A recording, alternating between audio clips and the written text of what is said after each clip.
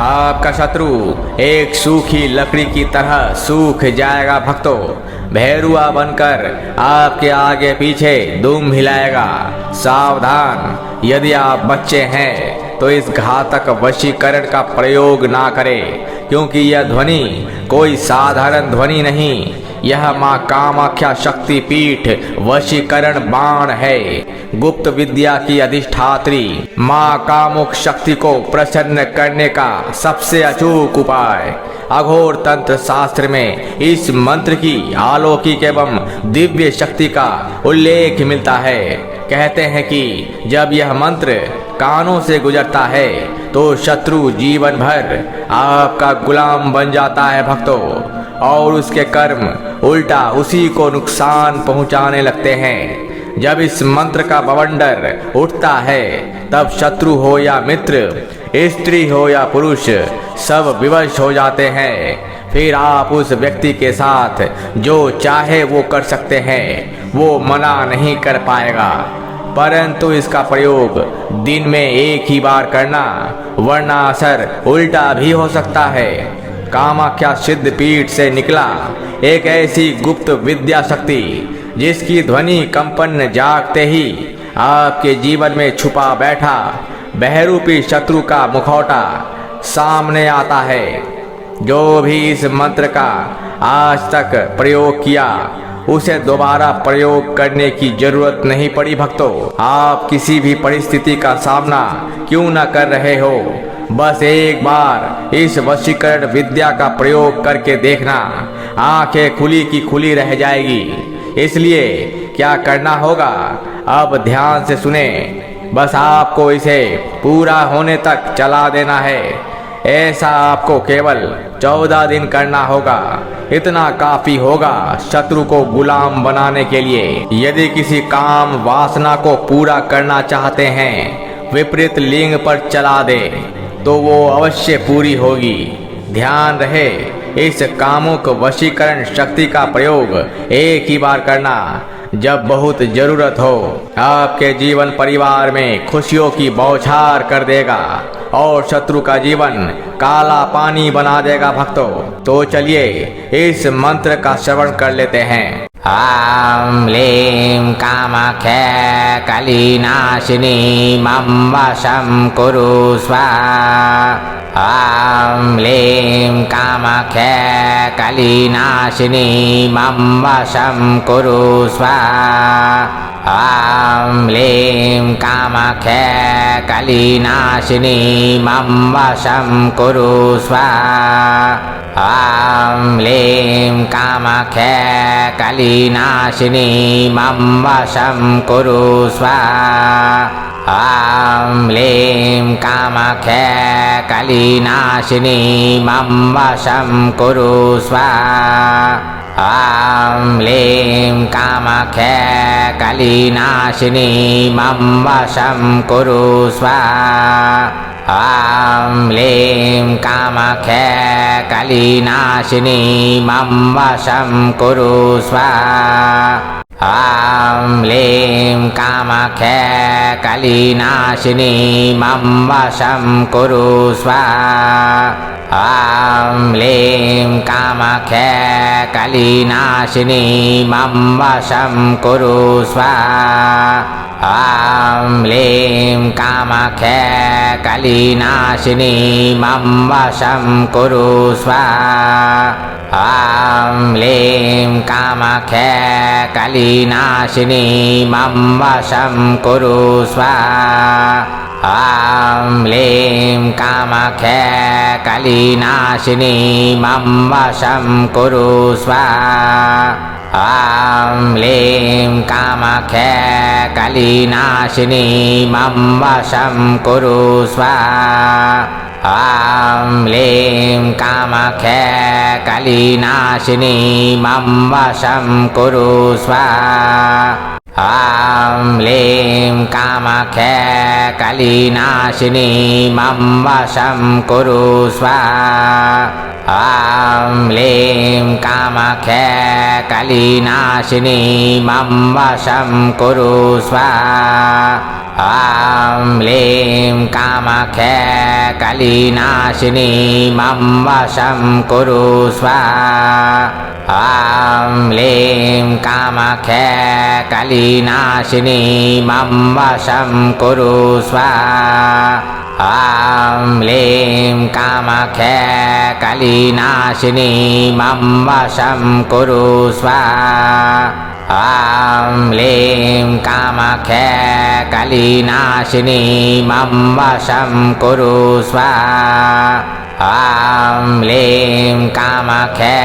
कलिनाशिनी मम वशं कुरु स्वाहा ॐ लीं कामाख्ये कलिनाशिनी मम वशं कुरु स्वाहा ॐ लीं कामाख्ये कलिनाशिनी मम वशं कुरु स्वाहा ॐ लीं कामाख्ये कलिनाशिनी मम वशं कुरु स्वाहा ॐ लीं कामाख्ये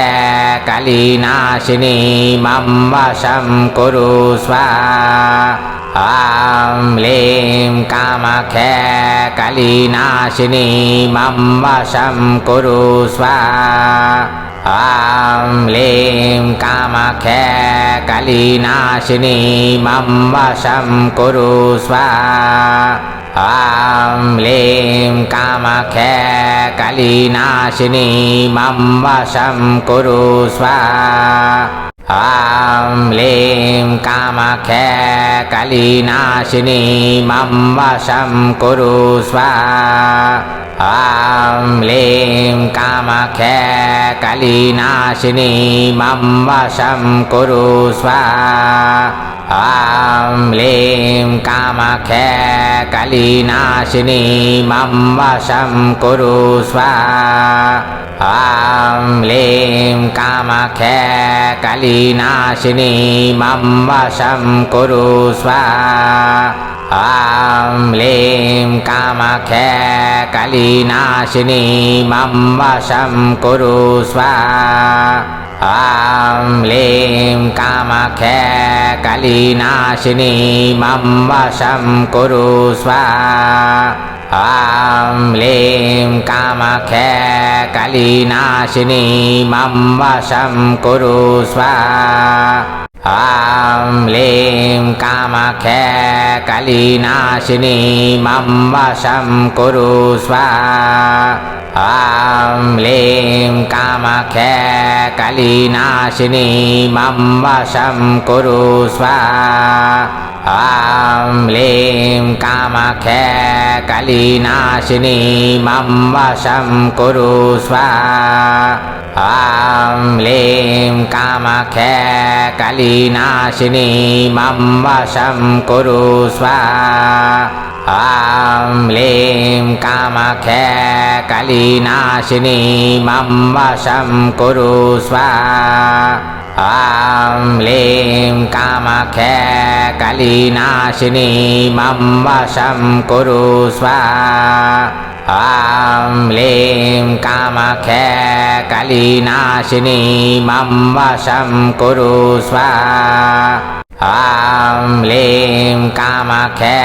कलिनाशिनी मम वशं कुरु स्वाहा ॐ लीं कामाख्ये कलिनाशिनी मम वशं कुरु स्वाहा ॐ लीं कामाख्ये कलिनाशिनी मम वशं कुरु स्वाहा ॐ लीं कामाख्ये कलिनाशिनी मम वशं कुरु स्वाहा ॐ लीं कामाख्ये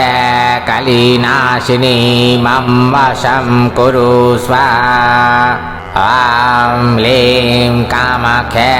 कलिनाशिनी मम वशं कुरु स्वाहा ॐ लीं कामाख्ये कलिनाशिनी मम वशं कुरु स्वाहा ॐ लीं कामाख्ये कलिनाशिनी मम वशं कुरु स्वाहा ॐ लीं कामाख्ये कलिनाशिनी मम वशं कुरु स्वाहा ॐ लीं कामाख्ये कलिनाशिनी मम वशं कुरु स्वाहा ॐ लीं कामाख्ये कलिनाशिनी मम वशं कुरु स्वाहा ॐ लीं कामाख्ये कलिनाशिनी मम वशं कुरु स्वाहा ॐ लीं कामाख्ये कलिनाशिनी मम वशं कुरु स्वाहा ॐ लीं कामाख्ये कलिनाशिनी मम वशं कुरु स्वाहा ॐ लीं कामाख्ये कलिनाशिनी मम वशं कुरु स्वाहा ॐ लीं कामाख्ये कलिनाशिनी मम वशं कुरु स्वाहा ॐ लीं कामाख्ये कलिनाशिनी मम वशं कुरु स्वाहा ॐ लीं कामाख्ये कलिनाशिनी मम वशं कुरु स्वाहा ॐ लीं कामाख्ये कलिनाशिनी मम वशं कुरु स्वाहा ॐ लीं कामाख्ये कलिनाशिनी मम वशं कुरु स्वाहा ॐ लीं कामाख्ये कलिनाशिनी मम वशं कुरु स्वाहा ॐ लीं कामाख्ये कलिनाशिनी मम वशं कुरु स्वाहा ॐ लीं कामाख्ये कलिनाशिनी मम वशं कुरु स्वाहा ॐ लीं कामाख्ये कलिनाशिनी मम वशं कुरु स्वाहा ॐ लीं कामाख्ये कलिनाशिनी मम वशं कुरु स्वाहा ॐ लीं कामाख्ये कलिनाशिनी मम वशं कुरु स्वाहा ॐ लीं कामाख्ये कलिनाशिनी मम वशं कुरु स्वाहा ॐ लीं कामाख्ये कलिनाशिनी मम वशं कुरु स्वाहा ॐ लीं कामाख्ये कलिनाशिनी मम वशं कुरु स्वाहा ॐ लीं कामाख्ये कलिनाशिनी मम वशं कुरु स्वाहा ॐ लीं कामाख्ये कलिनाशिनी मम वशं कुरु स्वाहा ॐ लीं कामाख्ये कलिनाशिनी मम वशं कुरु स्वाहा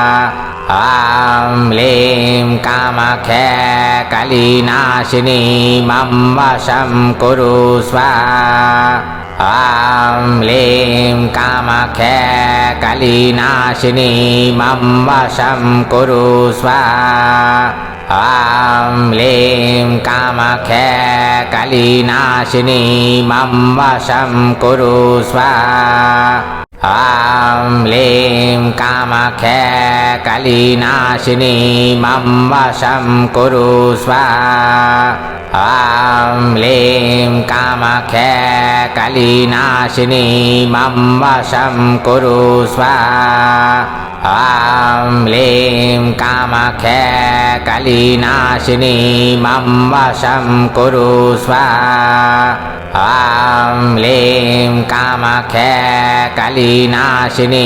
मम वशं कुरु स्वाहा ॐ लीं कामाख्ये कलिनाशिनी मम वशं कुरु स्वाहा ॐ लीं कामाख्ये कलिनाशिनी मम वशं कुरु स्वाहा ॐ लीं कामाख्ये कलिनाशिनी मम वशं कुरु स्वाहा ॐ लीं कामाख्ये कलिनाशिनी मम वशं कुरु स्वाहा ॐ लीं कामाख्ये कलिनाशिनी मम वशं कुरु स्वाहा ॐ लीं कामाख्ये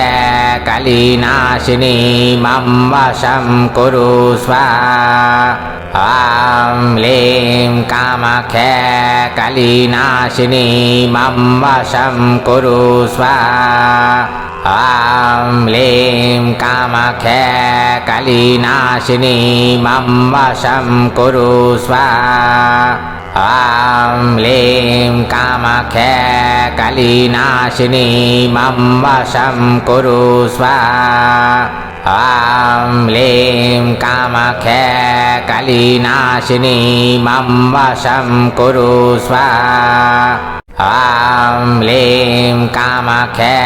कलिनाशिनी मम वशं कुरु स्वाहा ॐ लीं कामाख्ये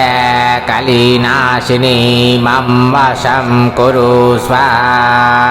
ॐ लीं कामाख्ये कलिनाशिनी मम वशं कुरु स्वाहा ॐ लीं कामाख्ये कलिनाशिनी मम वशं कुरु स्वाहा ॐ लीं कामाख्ये कलिनाशिनी मम वशं कुरु स्वाहा ॐ लीं कामाख्ये कलिनाशिनी मम वशं कुरु स्वाहा ॐ लीं कामाख्ये कलिनाशिनी मम वशं कुरु स्वाहा ॐ लीं कामाख्ये कलिनाशिनी मम वशं कुरु स्वाहा ॐ लीं कामाख्ये कलिनाशिनी मम वशं कुरु स्वाहा ॐ लीं कामाख्ये कलिनाशिनी मम वशं कुरु स्वाहा ॐ लीं कामाख्ये कलिनाशिनी मम वशं कुरु स्वाहा ॐ लीं कामाख्ये कलिनाशिनी मम वशं कुरु स्वाहा ॐ लीं कामाख्ये कलिनाशिनी मम वशं कुरु स्वाहा ॐ लीं कामाख्ये कलिनाशिनी मम वशं कुरु स्वाहा ॐ लीं कामाख्ये कलिनाशिनी मम वशं कुरु स्वाहा ॐ लीं कामाख्ये कलिनाशिनी मम वशं कुरु स्वाहा ॐ लीं कामाख्ये कलिनाशिनी मम वशं कुरु स्वाहा ॐ लीं कामाख्ये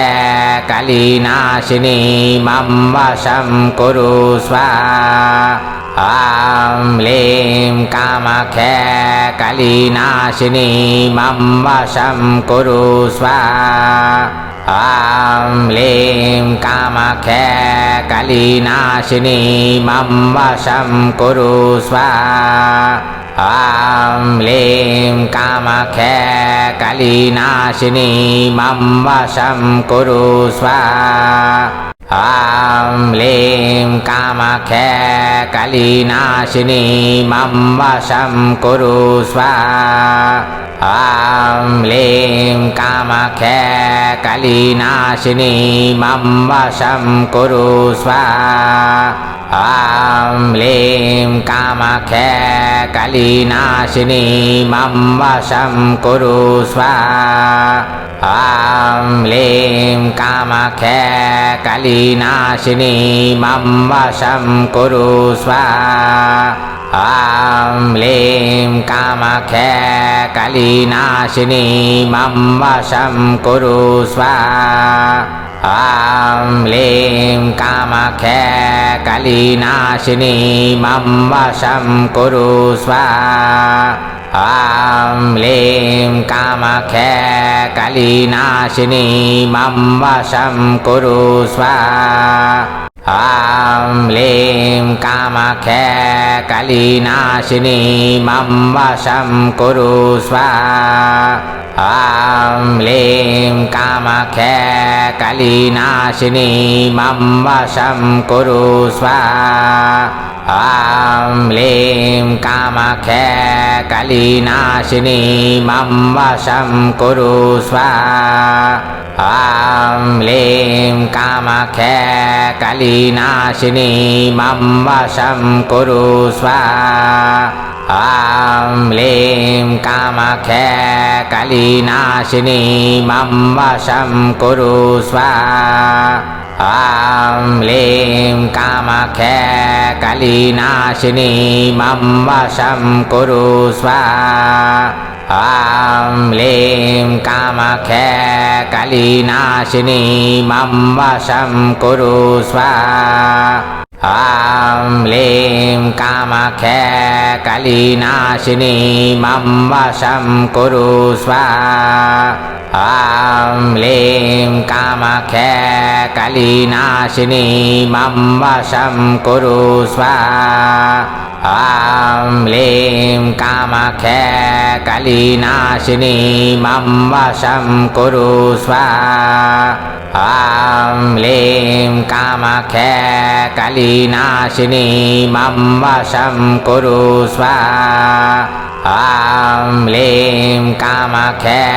कलिनाशिनी मम वशं कुरु स्वाहा ॐ लीं कामाख्ये कलिनाशिनी मम वशं कुरु स्वाहा ॐ लीं कामाख्ये कलिनाशिनी मम वशं कुरु स्वाहा ॐ लीं कामाख्ये कलिनाशिनी मम वशं कुरु स्वाहा ॐ लीं कामाख्ये कलिनाशिनी मम वशं कुरु स्वाहा ॐ लीं कामाख्ये कलिनाशिनी मम वशं कुरु स्वाहा ॐ लीं कामाख्ये कलिनाशिनी मम वशं कुरु स्वाहा ॐ लीं कामाख्ये कलिनाशिनी मम वशं कुरु स्वाहा ॐ लीं कामाख्ये कलिनाशिनी मम वशं कुरु स्वाहा ॐ लीं कामाख्ये कलिनाशिनी मम वशं कुरु स्वाहा ॐ लीं कामाख्ये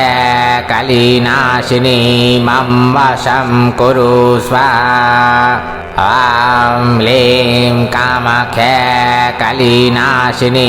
मम वशं कुरु स्वाहा ॐ लीं कामाख्ये कलिनाशिनी मम वशं कुरु स्वाहा ॐ लीं कामाख्ये कलिनाशिनी मम वशं कुरु स्वाहा ॐ लीं कामाख्ये कलिनाशिनी मम वशं कुरु स्वाहा ॐ लीं कामाख्ये कलिनाशिनी मम वशं कुरु स्वाहा ॐ लीं कामाख्ये कलिनाशिनी मम वशं कुरु स्वाहा ॐ लीं कामाख्ये कलिनाशिनी मम वशं कुरु स्वाहा ॐ लीं कामाख्ये कलिनाशिनी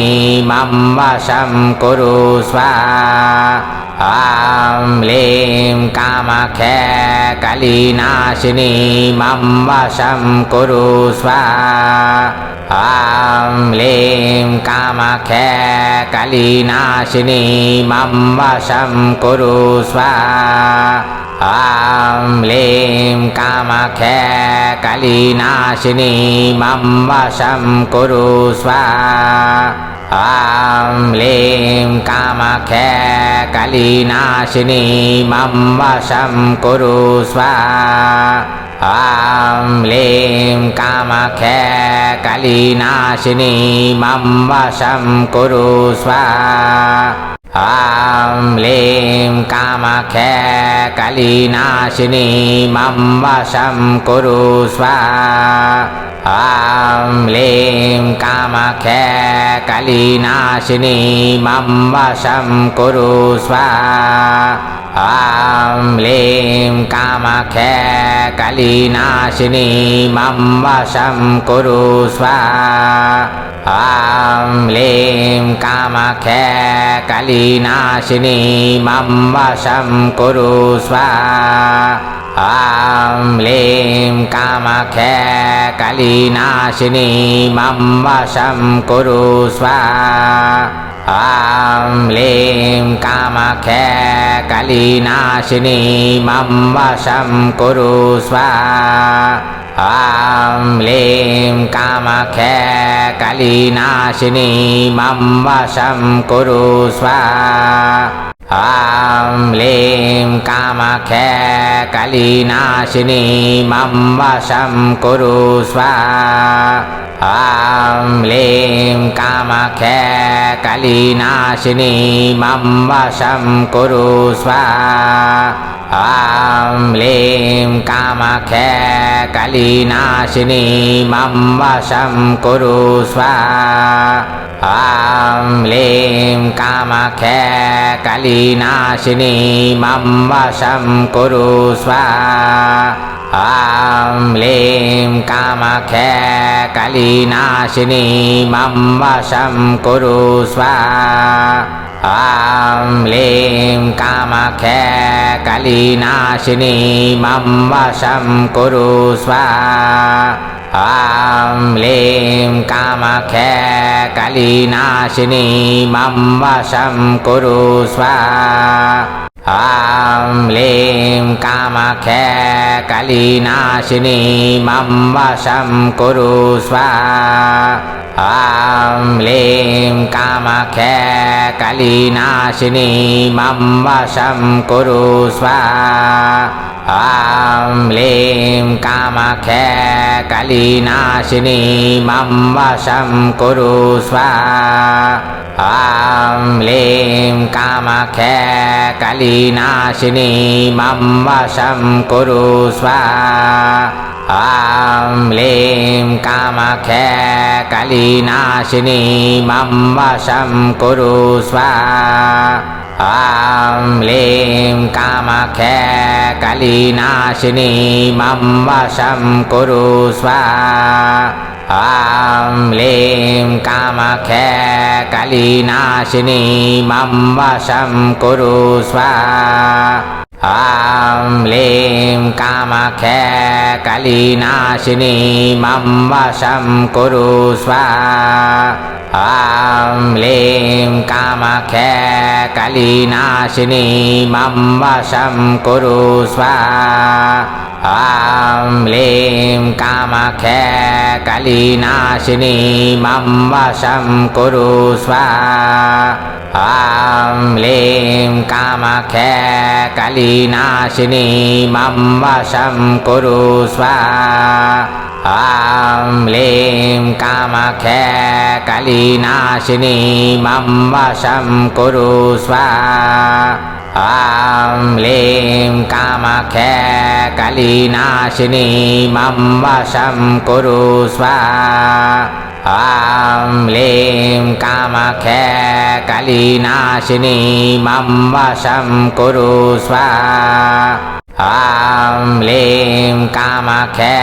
कलिनाशिनी मम वशं कुरु स्वाहा ॐ लीं कामाख्ये कलिनाशिनी मम वशं कुरु स्वाहा ॐ लीं कामाख्ये कलिनाशिनी मम वशं कुरु स्वाहा ॐ लीं कामाख्ये कलिनाशिनी मम वशं कुरु स्वाहा ॐ लीं कामाख्ये कलिनाशिनी मम वशं कुरु स्वाहा ॐ लीं कामाख्ये